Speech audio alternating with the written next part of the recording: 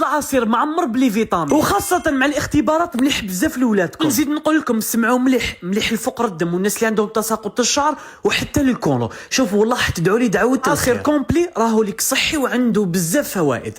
روحوا نجيبوا الخلاط الكهربائي تاعنا تاع سيلفر كيتشن دبابه في الخدمه. روحوا نجيبوا هذا الطاس تاعنا الكبير ونروحوا نديروا فيه هنايا البيطرف اللي كنت طيبته نص طياب برك. هذا ما كان درت 3 حبات هكذا، 3 حبات تاع زروديه كنت فورتهم نص طياب هنايا، ونزيدوا 2 حبات تاع التشينا، 2 حبيبات كبار تاع المندارين، ونزيدوا حبيبه تاع القارص هنايا، ونديروا واحد نص ريتله تاع الماء، نخلطوا مليح هنايا. ومن بعد واش نديروا الجو تاعكم قسموه هنايا على 2، نص هذايا خبيته زعما اليومين جايين نشربهم، ونص هذا نشربوه اليوم كامل في الدار. زدت له هنايا تقريبا نص ريتله واحد اخرى تاع الماء، هذاك النص الاخر، وحبه تاع البنان باش يجيني شويه خاطر وبنين وما يجيش كما يقول لك صامت. وهذه هي وصفتنا نهار اليوم، جربوه وردوا لي الخبر. السلام.